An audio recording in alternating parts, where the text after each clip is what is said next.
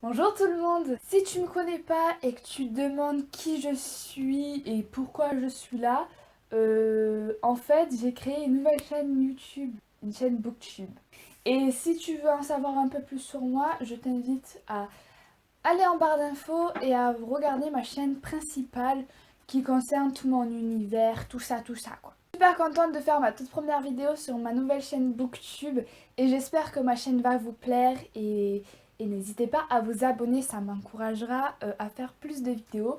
Donc on va commencer avec un œil de lecture, j'espère que ça va vous plaire. On va commencer tout de suite par un livre de Stephen King qui est Joyland. Suivre la vie d'un jeune homme qui a 23 ans me semble-t-il, suivre dans son aventure dans un parc d'attractions qui est Joyland, là où il y a eu un meurtre. Je vous en dis pas plus parce que pour moi c'est un livre qui doit se découvrir sans trop en savoir parce que vous allez comprendre. J'ai jamais vraiment lu de Stephen King et je voulais vraiment découvrir cet auteur. Donc j'ai acheté le premier Stephen King que j'ai vu en supermarché. Je m'attendais à un livre d'horreur qui me donne des frissons, de l'angoisse. Surtout après avoir lu la quatrième de couverture. Et en sachant ce que Stephen King avait déjà écrit comme Carissa, je m'attendais vraiment à quelque chose d'horreur. En lisant ce livre, je me suis demandé quand est-ce que ça commence. Voilà. Par la suite, j'ai compris que c'était un livre qu'il fallait lire un peu comme une leçon de vie et comme si on suivait une vie quotidienne sans trop d'intrigue, mais un peu quand même. En relisant le résumé, je me suis dit, ah ouais, en fait, Stephen King voulait vraiment montrer l'histoire d'un jeune homme très touchant, d'un jeune homme très sensible, très humain, et c'est très rare de voir ce genre de personnage dans des livres de nos jours. Certes, dans ce livre, on retrouve un peu du côté sombre de Stephen King, mais c'est vraiment pas mis en avant. Stephen King a vraiment réussi à nous exploiter cet univers de forain qui est vraiment très plaisant et vraiment très plaisant à lire parce qu'on apprend de beaucoup de choses. Et il a vraiment réussi à nous transmettre dans cet univers. Ce que je retiens de ma lecture, c'est la plume de l'auteur que j'ai vraiment adoré et qui m'a vraiment donné envie de lire beaucoup plus de Stephen King et de découvrir l'univers entier de Stephen King parce que dans chaque livre, je pense que Stephen King nous fait découvrir un autre aspect de sa personnalité, un autre aspect de son univers. L'écriture est ce qui m'a rendu le plus accro au livre parce que j'avais toujours envie de lire ses belles paroles et j'ai adoré voir qu'on nous décrivait tout ce qu'il voyait en fait et voilà. J'ai beaucoup aimé aussi le côté très humain du personnage principal parce que c'est très rare de voir des personnages aussi sensibles et on dit tellement qu'il est humain en fait, on dirait vraiment qu'il est très réel parce que ça change des bad boys, etc. Et j'ai beaucoup aimé ça dans ma lecture. Puis j'ai beaucoup aimé les leçons de vie qu'on tirait de ce livre. Voilà, c'est le genre de livre que j'aime beaucoup découvrir. Je ne conseille pas vraiment ce livre pour les gens qui ont envie de découvrir du Stephen King par de l'horreur et des frissons parce que c'est vraiment pas le genre de ce livre. Même si on peut le croire à travers le résumé, mais il ne faut pas s'y attendre du tout. Mais je le conseille plutôt aux personnes qui aiment tirer des leçons de vie sur des livres et aux personnes qui ont envie de découvrir l'univers sombre des fêtes foraines qui est très bien exploité dans ce livre. En résumé, j'ai bien aimé ma lecture et ça m'a vraiment donné envie de découvrir beaucoup plus de Stephen King et j'en ai déjà acheté un autre. Voilà. Ensuite, je vais vous parler du parfum de Patrick Sunskin. Et un peu de classique, ça fait pas de mal et je me suis donné comme nouvelle résolution de lire beaucoup plus de classiques. Parce que ça fait pas de mal et on se sent plus intelligent. Alors je vais pas trop vous résumer l'histoire parce que comme pour Joyland, je trouve que c'est un livre qu'il faut vraiment mordre à plein dents sans trop en savoir parce que sinon ça nous gâche un peu notre lecture. On va suivre l'histoire de Grenouille qui se passe au XVIIIe siècle. Donc Grenouille est un jeune garçon qui a été abandonné par sa mère, transporté dans plusieurs familles d'accueil différentes parce que ça se passe au XVIIIe siècle, donc c'est pas du tout comme nous, c'est en ce moment. Il y a une jeune femme qui va l'accueillir, qui va découvrir que Grenouille n'a pas du tout d'odeur. Il n'a pas d'odeur propre à lui-même en fait. Puis ensuite on va découvrir que Grenouille a un don très particulier et ce don c'est de sentir tout ce qui se passe autour de lui et il a une odorat très développée, beaucoup plus que la nôtre, beaucoup plus qu'un chien, beaucoup plus qu'un chat, enfin bref, il a vraiment l'odorat la plus développée de tout l'univers, il peut sentir des personnes qui arrivent sonner à sa porte, enfin bref. Il peut traverser une rue les yeux fermés, il peut faire tout ça. Étant jeune, il a toujours été pratiquement rejeté car c'est un jeune homme qui ne parle pas. C'est un jeune homme en fait, qui est vraiment renfermé sur lui-même. Et tout ce qui l'intéresse, lui, c'est les odeurs qui les entourent. En grandissant, Grenouille va vouloir créer le parfum parfait. Et je vous laisse découvrir comment Grenouille va faire pour faire ce parfum parfait. Et c'est très bizarre. Pour un classique, c'est vraiment un livre vraiment génial. Moi, j'ai pas du tout l'habitude de lire des classiques parce que ça me saoule très rapidement. Et là, j'ai vraiment été très emportée dans ma lecture. J'ai vraiment adoré. Je l'ai lu assez rapidement pour un classique, je trouve. J'ai vraiment... Cette histoire lugubre et très sombre mais très belle à la fois arrive vraiment à très bien nous transporter. Et pour un classique, c'est très rare. J'ai trouvé des petites longueurs parfois, mais je crois qu'on peut pas lui en vouloir parce que dans les classiques, je pense qu'on peut pas y échapper aux longueurs. Ce qui m'a vraiment époustouflée dans cette lecture, c'est dès qu'on tourne une page, on sent une nouvelle odeur. L'auteur a vraiment réussi à nous bien nous transcrire toute cette odeur. Moi, dès que je lisais, dès que je décryptais une odeur, j'avais l'impression vraiment de la sentir. Et c'est vraiment ce qui est vraiment très magique dans ce livre. On se dit, mais si l'auteur il a réussi à nous transmettre ça, mais c'est vraiment un génie parce que c'est incroyable. Je conseille ce livre à absolument tout le monde, mais surtout aux personnes qui ont envie de découvrir des classiques et qui veulent commencer à lire des classiques. Je pense que celui-là sera très facile à lire, surtout si vous aimez les histoires assez sombres et assez spéciales. Ce classique est fait pour vous. Ensuite, je vais vous parler de L'Herbe Bleue de Anonyme. Vous allez comprendre pourquoi. L'Herbe Bleue est en fait un journal intime d'une personne qui a réellement existé. C'est une vraie histoire, mais on ne sait absolument pas son prénom, on sait juste son âge, on ne sait pas vraiment à quoi elle ressemble.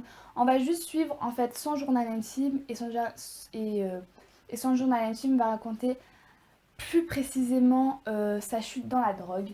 Au début, je vais pas vous cacher que j'avais l'impression que la fille avait vraiment des réactions de gamin. On aurait dit qu'elle avait 12 ans alors qu'elle en avait 15 ou 16 au début du livre. Mais ensuite, on va vraiment tomber très rapidement dans sa chute dans la drogue, ce qui fait beaucoup réfléchir. Ce que j'ai bien aimé dans ce livre, même si c'est pas très joyeux, c'est qu'on voit vraiment les effets de la drogue sur le mental. La fille qui écrit le journal n'explique pas vraiment ce que ça a changé dans son mental, mais on le voit de nous-mêmes, on le voit par rapport à son écriture et on le voit par rapport à ses réactions. Par exemple, on voit très bien son changement d'humeur, même si elle n'explique pas. On voit dans son écriture qu'elle change d'humeur et on voit que c'est un effet de la drogue. Beaucoup de choses comme ça et ça fait vraiment réfléchir et c'est vraiment ce que j'ai adoré dans ce livre, même si c'est un livre que je pense qu'il ne doit pas vraiment être adoré parce que c'est une réelle histoire et que la fin n'est pas vraiment très joyeuse. Je conseille ce livre à absolument tout le monde parce que tout le monde peut le lire et tout le monde peut en tirer une leçon de vie. Mais je le conseille surtout aux personnes qui ont 12-13 ans parce que peut-être que ça pourrait leur faire réfléchir sur les effets de la drogue dure, ça pourrait les stopper à des certains moments et ça pourrait leur prendre beaucoup plus conscience des effets que ça fait. Et vu que c'est une histoire réelle, je pense que ça aurait plus d'impact sur les personnes et c'est pour ça que je ne comprends pas pourquoi on ne fait pas lire ce livre au collège, en 6e ou en 5e, parce que vu que c'est une histoire réelle, comme je le disais, il y a beaucoup plus d'impact sur les personnes qui lisent parce qu'on se dit oui, c'est quelqu'un de réel, c'est pas des leçons qu'on nous dit, donc c'est vraiment vrai, ça fait vraiment ces effets-là et c'est vraiment dur, etc. Donc je pense que ce livre, ça serait bien qu'on le fasse lire à des personnes qui sont en 6e, 5e parce que je pense que ça, ça ferait prendre beaucoup plus conscience des dangers de la drogue dure. Donc voilà, s'il y a des professeurs qui me voient, il faut faire lire ce livre. Voilà, et en plus je pense que beaucoup de... Vous savez les profs, quand vous nous demandez de lire un livre, on le fait pas vraiment, voilà. Mais si vous faites lire ce livre, je pense que tous les élèves le liront parce qu'il est très intéressant. Ensuite, je vais vous parler de Clair de Lune de Charlène Harris et par d'autres auteurs en fait, vous allez comprendre pourquoi. Je ne vais pas vous parler très longtemps de ce livre parce que c'est une réelle déception et c'est la première fois de ma vie que j'abandonne un livre. J'ai jamais, même si j'aimais pas un livre, je ne l'ai jamais abandonné, mais là je l'ai abandonné parce que je n'arrivais plus à lire ça et franchement ça me portait aucun intérêt. Donc j'ai arrêté de le lire au bout de... je sais plus.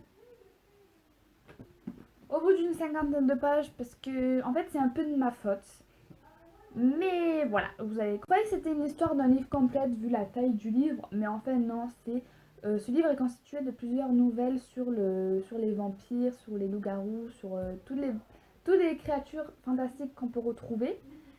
Et en fait, moi, je ne suis pas du tout, j'aime pas du tout lire des nouvelles. Je trouve que lire des petites histoires de 30-50 pages, ça n'a aucun intérêt parce qu'il n'y a absolument pas de détails et je n'aime pas du tout en fait. C'est mon avis personnel, mais du coup, ça m'a vite saoulée et j'ai vite abandonné.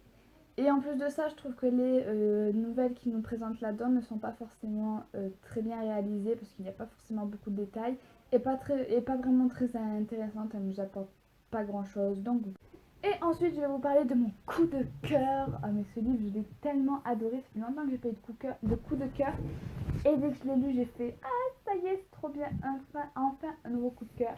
Donc, c'est Maybe Someday de Colleen Hoover. Ce livre est génial. On va suivre une jeune fille qui a 22 ans et qui a tout pour elle. Un mec qui a l'air parfait. Une meilleure amie qu'elle a en colocation, enfin, qui est colocataire avec elle. Des études qu'elle aime bien, enfin tout ça quoi. Jusqu'à qu'elle apprend que son mec et sa meilleure amie n'est pas si bien qu'elle le pensait. Je vous laisse découvrir pourquoi. Et après qu'elle découvre ce qui se passe, elle décide d'aller passer quelques jours chez son voisin qui s'appelle Ridge et qui est un musicien qui cache au début un secret qui nous a tous surpris. Je vais pas vous dire ce que c'est, même si c'est au début du livre, parce que je pense que quand on lit ce livre, on n'a pas besoin de savoir ce que c'est pour vraiment qu'on soit surpris et pour vraiment qu'on aime notre lecture. Donc je vous laisse savoir ce que c'est, mais je vous assure que j'étais vraiment sous le choc quand je l'ai su. J'étais en mode non, c'est pas. Je pense que cette histoire est très cliché vu que c'est une new romance et que le résumé nous fait penser à beaucoup d'autres livres, mais je peux vous assurer que ce livre n'est pas du tout un cliché absolu et que c'est vraiment très différent des autres des autres new adultes que j'ai lus. C'est une histoire qui est tellement douce et tellement belle. Et en fait, c'est l'univers de la musique, je pense, qui rend cette histoire si douce et si belle, en fait. Ça va si bien avec le livre, ça a été vraiment bien fait. Et c'est ce qui nous rend vraiment accro à notre lecture, en fait. C'est que c'est vraiment très doux et très beau. Et c'est pas du tout malsain, qu'on pourrait le voir avec les genres de nu adultes. Euh, c'est vraiment pas du tout ça. C'est vraiment très... Le style d'écriture est très fluide et peut convenir vraiment à toute personne. Voilà, c'est très facile à lire. Pour vous dire, tellement que j'ai adoré ce livre, je l'ai lu, je sais plus, mais ça se lit très très facilement, on bouffe les pages. Je le conseille vraiment ce livre parce j'ai vraiment aimé. J'ai du mal à parler de mes coups de cœur parce qu'en fait, il n'y a pas grand chose à dire dessus parce que tellement quand les a aimés, il y a tout qui est parfait. Donc c'est vraiment très compliqué. Et aussi, ce que j'ai oublié de préciser dans ce livre, c'est qu'il est accompagné de musique dans votre lecture. Enfin, moi, je ne l'ai pas fait, je les ai pas écoutés parce que je déteste lire en écoutant de la musique, mais ça peut être très intéressant et on peut peut-être mieux comprendre les sentiments des personnages parce qu'en fait, quand vous lisez votre lecture, à un moment, il va avoir des paroles de chansons écrites et vous pouvez les écouter en même temps. Et c'est une idée super originale. Donc voilà. C'est la fin de cette vidéo. Dis-moi si tu as aimé cette vidéo. Je suis désolée si c'était un peu brouillon, c'est ma toute première vidéo Booktube. J'espère que tu m'en excuseras et j'espère m'améliorer avec le temps parce que j'aime vraiment parler de livres, c'est genre une de mes plus grandes passions et je pense que si tu me connais déjà, tu l'as pu le remarquer sur ma chaîne principale. D'ailleurs, je t'invite à t'abonner à ma chaîne principale si ce n'est pas fait et si tu n'en as pas envie, ben reste sur cette chaîne. Voilà, je vous fais à tous des très gros bisous et je vous dis à très bientôt pour une nouvelle vidéo si vous m'en donnez l'occasion. Voilà, bisous.